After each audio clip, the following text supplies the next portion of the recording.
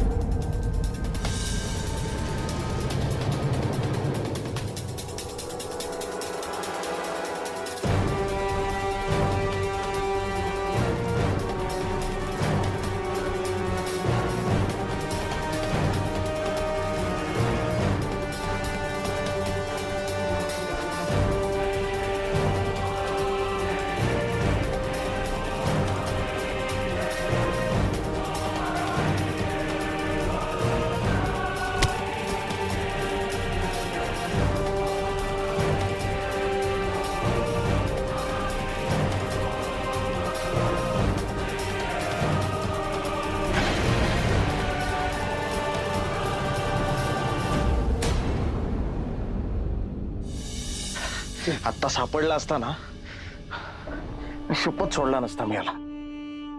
तू तुझाच game वाजला असता, थोडक्यात वाचलास. बघू वाट फार का नाही, गोळी चाटून गेले. एक काम कर, 180 ml संत्रा घे, 90 ह्याच्यावर टाक, थोडं चुरचुरेल, उरलेली 90 पोटात टाक. First class.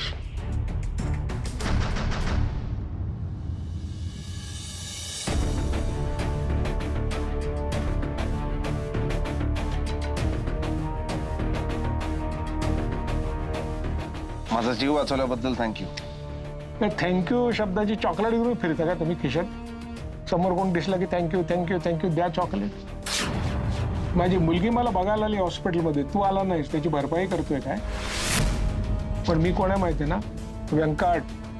देत नाही फुकाट, घेत नाहीत फुकाट, कळला? आणि हे मी सगळं करतोय ना, ते मी कसा सुधारलोय ते दाखवण्यासाठी नाही. माझ्या नातीची काळजी वाटते मला, म्हणून करते मी. थँक्यू विंक्यू सोड, ठेव तुझ्याकडेच. शेवटी आपले पण उसूल आहेत. हा उसूल आमचा पण आहे. जीव गेला तरी चालेल, पण गुन्हेगार सुटला नाही पाहिजे, हा आमचा उसूल. मग ड्युटीवर असू दे किंवा सस्पेंडेड असलो तरी. सारा तो बांगडू आता अलर्ट झालाय, त्याच्या मागावर राहून पण उपयोग नाही. कारण आता तो पळ पळ पळणार, आणि त्याला टीप लागली ना माझी, तर तो माझ्याच विरोधात फिल्डिंग लावणार. ऑफिशियली पण मला काही करता येत नाही, कारण सस्पेंड आहे मी. हा म्हणजे ते नाकाबंदी वगैरे. ती चौधरी आहे ना, चौधरी, ती त्याला एका बिळातून दुसऱ्या बिळात, दुसऱ्या बिळातून तिसऱ्या बिळात अशी फिरवत राहणार. जर नाकापेक्षा मोती जड झाला ना, तर ती त्या बांगडूला पण संपवेल. आस्तीन का साप.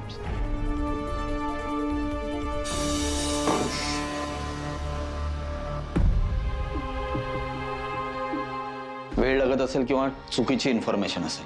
अरे मग तसं तरी कळवायचं ना.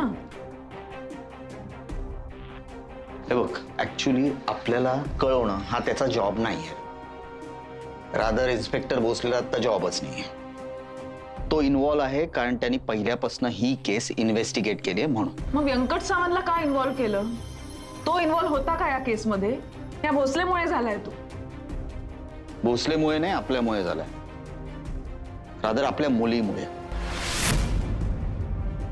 हे बघ, ते आपल्याला मदत करतायत. तू प्लीज चिडू नकोस आणि स्वस्थ बस. आत्ता आपल्या हातात काहीच नाहीये.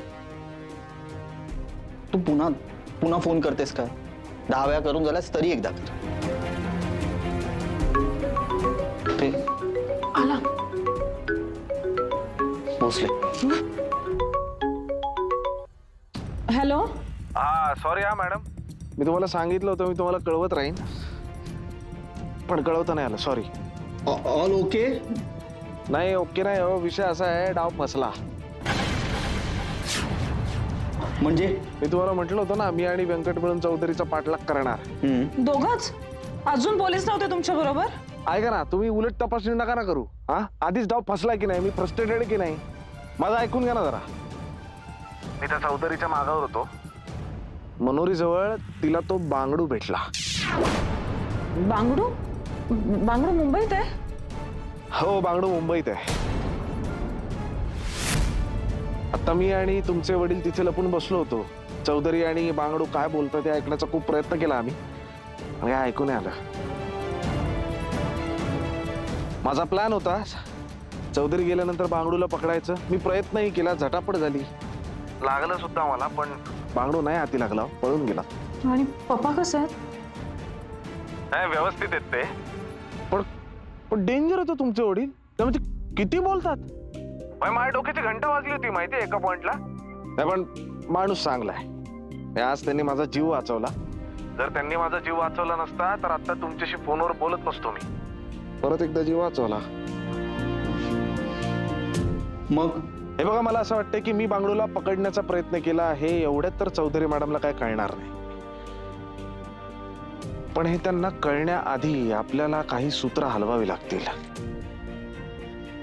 मला तुमची मदत लागेल श्रद्धा मॅडम. कसं ते मी तुम्हाला सांगतो.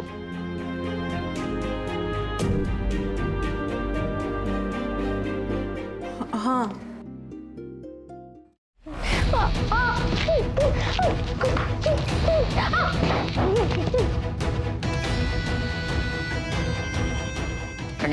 हरामखोर. साहेब साहेब चुकलं माझं. झोपा काढायला ठेवलंय का इकडे? पोरगी पळून कशी गेली? मी जर पोचलो नसतो ना तिथे वेळेत तर तुला, मला आणि नंतर हिला त्याने संपवून टाकलं असता.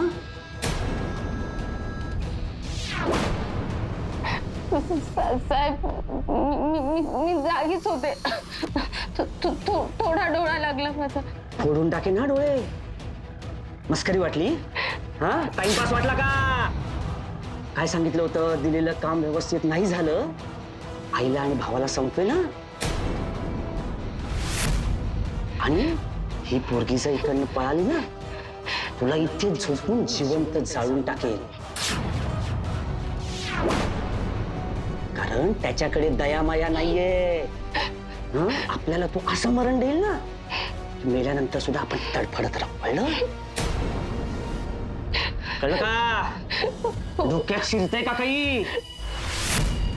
आता आजची शिक्षा.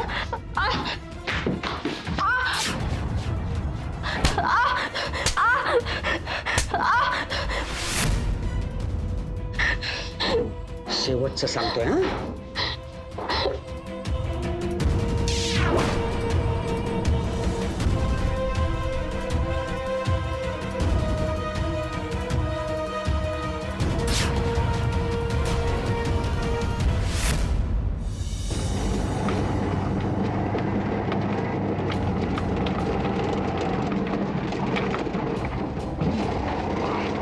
या मॅडम.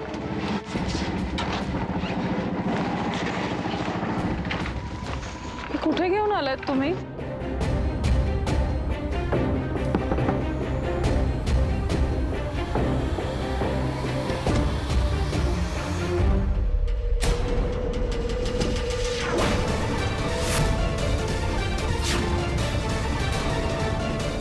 ही मुलगी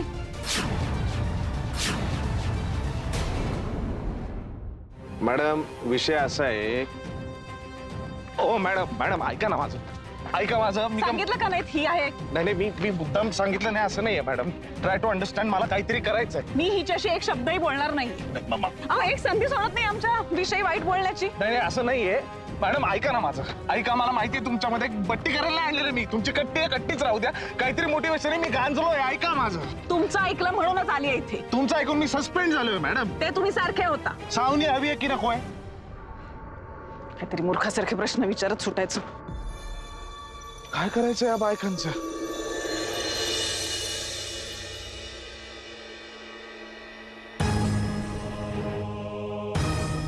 आणि हे सगळं तुला बरोबर वाटतं? म्हणजे भोसलेकडे कुठलाही पुरावा नाही चौधरीच्या अगेन्स्ट. काय बोलतोय तो? अरे पण चौधरी आणि बांगडूला बोलताना बघितलं असं म्हणाला ना तो. एक्झॅक्टली. त्यांनी बोलताना बघितलं, ऐकलं नाही ना ते काय बोलले. काय सांगणार आहे तो कोर्टामध्ये? कुठला पुरावा आहे त्याच्याकडे? आणि कुठल्या बेसिसवर हा भोसले सांगतोय की एक महिला पोलीस इन्व्हॉल्व आहे म्हणून? श्रद्धा हे दोघं जण पर्सनल अजेंडा फुलफिल करतात. त्या चौधरीने याला सस्पेंड केलंय. आता हा तिला एक्सपोज करतो. पर्सनल खुन्नस काढतोय हा. मला कळतंय तू काय म्हणतोयस ते, पण त्यातल्या त्यात भोसलेच आहे ना ज्याच्यावर आपण विश्वास ठेवू शकतो. पण हे बघ ना, त्याने मला सोडलं, अक्षयला सोडलं, अंकितला इथे आणण्याचा प्रयत्न केला आणि बांगडूलाही पकडण्याचा प्रयत्न केला. म्हणजे तो आपल्या बाजूनेच असेल. हे बघ, साऊला शोधायला मदत करणार तो. काय बोलणं झालं तुमच्यात?